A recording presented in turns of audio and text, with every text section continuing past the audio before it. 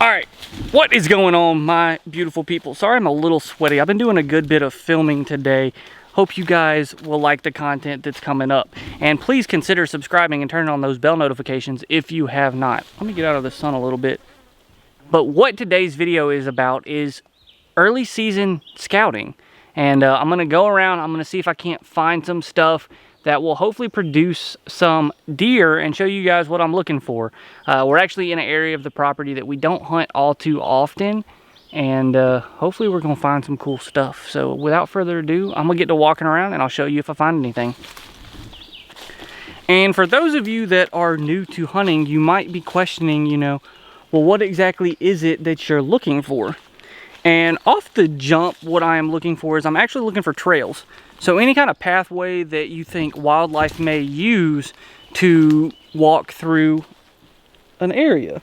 I'm also looking for snakes because I don't want to get snake bit. But that's pretty much what I'm looking for, is I'm looking for trails, I'm looking for old rub trees, potential bedding areas, anything like that. And I know that there's a creek below me, and there's actually a pretty decent ridge right here. And honestly, right beside me is a deer stand right here that no one ever sits in. I just didn't really like the area back then, but now it's kind of grown up a little bit more. And I'm gonna do some exploring and see if I think deer are coming through here or not. All right, so I made it about 30 yards from that deer stand, and that was actually why I picked the location of the outhouse that you saw a clip of, was because I wanted to be able to camp out at the outhouse, wake up in the morning and hunt and potentially find a deer. But I haven't done that. And if you look, it's actually on this ridge, and there's a field over through the woods over there where there is actually the property line and a hunting club that usually plants that field. So that's another reason we didn't really like hunting this area, was because there was a big field there and we were afraid that hunters would get there. Not too many people use that field, so I think this might be a better place to come. So I'm definitely gonna set up a trail camera and see if there's a bunch of big bucks that are using this area, because right up the road we've gotten some pictures of some pretty decent bucks. But I actually did happen to stumble across a trail, and if you look through here you can actually see that there is a bit of a trail. So I'm gonna follow that a little ways and see where it goes, and hopefully we'll come across some buck sign. So as I was talking, I actually stumbled into something pretty cool. I just turned off the camera and turned it right back on because I realized I'm at a hub. And what I mean by a hub is where a couple different trails intersect. So I'm standing right here and I can see that there's a trail that goes up through here back to the road. So maybe if a deer is wanting to cross the property line. There's the trail that goes back up. I just walked back up towards that deer stand and back up this hill. And there's a trail that goes right down the hill back towards that food plot. And the trail that keeps going straight this way, parallel to the road. I'm actually go back down this way towards the creek, because I think that's where I want to set this up, because it's July. There's going to be a lot of deer heading towards water. And I want to see what's kind of down there in this little divot. If I come back in here, I probably won't sit in that stand, because those deer are going to definitely know that that's there. And I might have to put a hang on or a blind or something like that to try to get one of these deer later on. But I'm going to walk around. I'm going to see if I can find any old scrapes or rubs or anything like that. So one thing that's pretty neat is I've actually seen about 4 or 5 different holes like this. And what this is it's actually a predator hole. I don't know what kind of predator would be in that hole. Fox, could be armadillos, I guess, could be raccoons, could be a number of different things. But I have seen several of those holes around here and on this hill. So I stayed on the main trail instead of heading down the hill. And as I'm on that main trail, I see that there's actually another trail that comes right through here. And there's a pretty big open area at the base of the hill. So that's definitely somewhere, if I think that there's a big deer using this trail, I'll have to remember this location, because this would be a good transition area to kill them in, because the way that that hill forms and the creek bed, so they're going to have to funnel through this in particular area. All right, so I have still been following this trail for a little ways, and it actually led me down to a old drainage ditch where I'm sure that this thing fills up with water when it rains a lot, and I'm sure that the deer also use it as kind of a means for transportation. But as you can see right here, it's not quite as steep as it is on the sides, So I'm sure this is the area where most of those deer are gonna cross and try to get back to the river to get some drink. So I'm gonna follow this a little ways further, and hopefully we'll find a good place to put this trail camera. I haven't really seen any scraped trees or anything like that, but a gnat just flew into my eyeball. He's still in there. But yeah, now that I got that gnat out of my eye and it's really swollen and irritated, and you can actually see the gnat on my eyelid, great. Anyways, we are gonna keep walking and hopefully find some scraped trees or something like that, and decide to put up this trail camera. All right, so I found a massive discovery as I was crossing this little drainage ditch I just showed you. As you can see, it goes that way and that way. And I actually found a muscadine vine that has dropped some muscadines. 100% what that is. And they're still super green and not ready to drop or anything like that. But that's a really good find, is that there's a couple of those trees right here.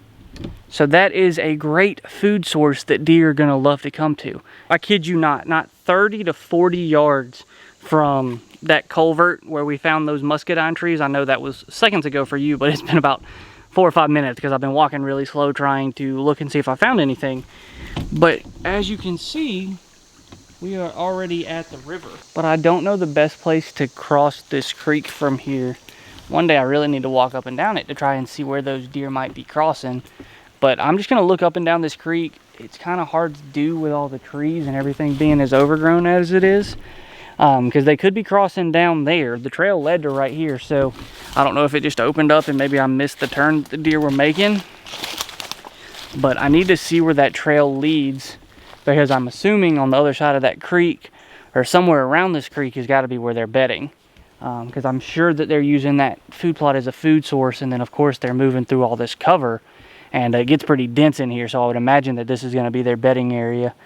But I don't want to set up a mineral site in their bedding area, but maybe somewhere closer to that open side. But I'm gonna keep looking around and see if I can find any sign. Unfortunately, I haven't found any scrapes, which isn't necessarily a good sign, but I'm hoping some will turn up. So I'm gonna go back to that culvert, because maybe just the deer going up this way, and they could be, yeah, because the trail definitely goes back towards that field.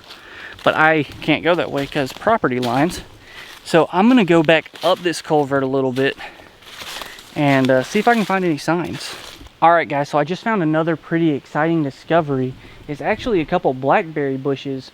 Unfortunately, all the blackberries have fallen off of these bushes, but that's gonna be a really good place for deer to come and forage and eat those blackberry leaves.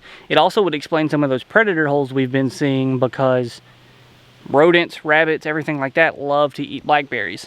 And since there is clearly an abundance of them right here, there's clearly going to be an abundance of rodents, which means an abundance of predators. So about 20-30 yards from the blackberry bush, actually up the hill more towards this stand, I found another muscadine vine with a couple muscadines knocked off. I'm assuming all the storms we've been having have been knocking these things off. But that would explain why there's so many predators, is because there's a bunch of food sources in here. Actually, as I speak, looks like there is a old little rub right there, very small, and a rub right here. So this tree right here, as you can see, has what looks to me like an old rub. I mean, it's probably 2-3 years old, but it looks like a pretty decent rub. And there's another one right there. So I'm gonna keep looking around these little trees and see if there are continuous signs of bucks. I would imagine with the amount of food that's in this area, they're definitely using it. Whether it's early or late season, I'm not certain. I would imagine more early season than late season. But I'm gonna go ahead and I'm gonna actually make this site right here, right on the side of this trail, overlooking this hill, because I'm imagining deer are gonna feel safe up here. Most animals feel safer when they're elevated. So I'm gonna go ahead, I'm gonna clear out a spot right here and set up the camera and see what we can find. So I don't have a lot of tools with me, so I'm gonna choose a spot where there's not as much grass, and I'm just gonna try to clear some of this leaf litter away, just to make the mineral have a better place to soak in. So this is the little area that I've cleared out, and as you guys saw, I mean, there's plenty of food. There's muscadines, there's blackberry bushes, there's plenty of food in this area. There's the the river's not 50 yards from here, and I'm sure in the winter you could probably see straight across it. And then there's this field, which is going to be another food source. So there's a ton of food source in here, but I'm going to make this mineral site and see if I can't draw some of those deer up here to this mineral site. So the mineral that I'm going to be using for this is BB2. It is by Bone Collector. It's granule. It's got long range attractant as well as proteins and minerals. So I'm going to go ahead and I'm going to just put this out. I do not have a full bag because I tested this product and did more of a review of it. If you click that card above, that you will be able to see. And then I also have half of a molasses block that I will throw out as well. So as it rains, that molasses will melt a little bit. We are back at the house now. We're going to go through the 2 weeks worth of pictures that this Moultrie trail camera took, where we put out, I believe it was B&J's and then the molasses block when we did some scouting, found a bunch of food sources and wanted to see what kind of deer were in this area. So right off the rip, we have a fawn coming in, which is always good to see. You know, I love seeing baby deer. I love seeing that new generation of deer. That way we can see them grow up and see what they're going to turn out to. So we had that fawn come in and the mom comes in behind it. So that's always nice to see. I want to see if dad comes in behind him though. That's what we all want to see, let's be honest. The next morning at 6 a.m. we have one coming, and I actually really like this picture. So this says it's a full moon on the 7th of July. Let me double check that for us. So a quick Google search and I know that the full moon was actually on the 5th. So it would have been a pretty bright morning, depending on cloud cover or anything like that. I don't really remember what the weather was like in July 5th. But that's the night after 4th of July, so I would imagine that it was pretty good, I think. But anyways, so we know it's a full moon and it's 6 a.m. and this deer is moving down the hill from on top of the hill. But that deer kind of just goes back down the hill and it follows the same exact trail that I walked when I first put up this camera. 7:19, so about an hour later we have another deer wanting to come in. And 20 minutes later we have a coyote come in. This coyote, I think I've gotten a couple different pictures of it on our property during the middle of the day, which is just weird to me. That's not something we usually see. But they go right down the hill. Oh my goodness. Yo. We got a buck and he looks pretty familiar to me. Does he get any closer? Guys. Hold up, gotta make a TikTok. Go follow me on TikTok if you don't. It's When Nature Calls. I post religious stuff, I post fishing, and I post hunting TikToks. Okay, so now that I got done filming my TikTok, let us take a look at this. Oh, he's coming in closer. So he looks like he's not that wide, and I guarantee you this is the same deer that I hunted quite a bit last year. And I was hoping he would be a little bit bigger, but he's not done growing. It's just July. This thing has the chance to be a stud. Alright, come on now. You can give me a better look, I promise. You can get closer. Come on in. That molasses block smells great. Man. Y'all don't even know. Y'all don't even know how excited that makes me.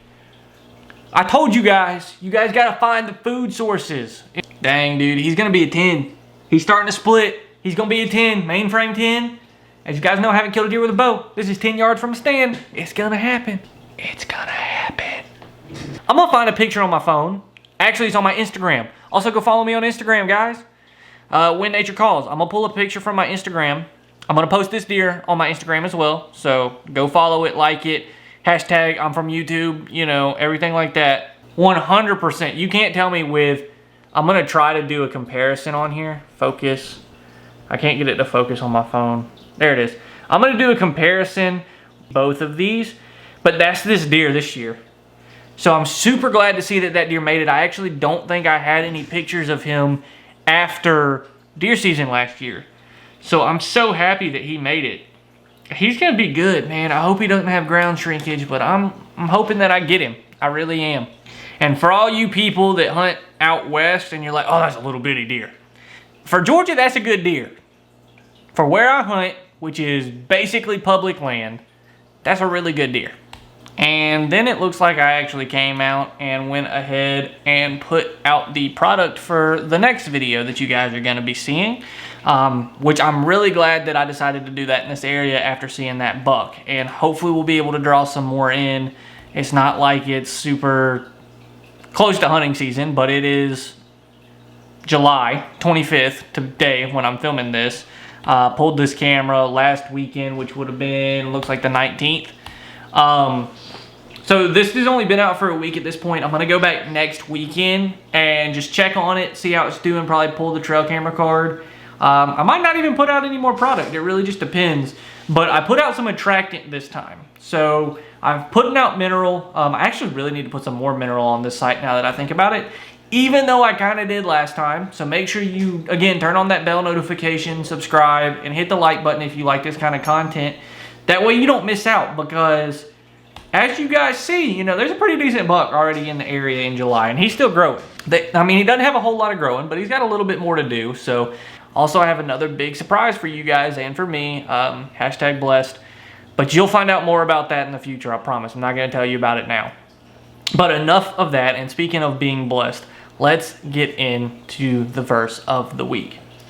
And the verse of the week today, we're going back to a good friend of mine, the book of John. This is one of my favorite books in the Bible.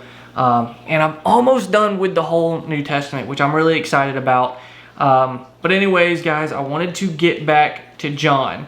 And in this verse of John, it's really, really important that you guys go and read this. I'm not going to read this one to you, but Jesus says a prayer for me and for you. He says one for himself, he says one for his disciples, and he says one for me and you. And when he did this was really on his way to the cross. He knew that he was about to be betrayed and turned over to the Pharisees. And he went and said a prayer for me and you. How powerful is that? Jesus, knowing that he was going to die, said a prayer for everyone. Everyone that believes, that we may be with him in heaven. And it's in John chapter 17.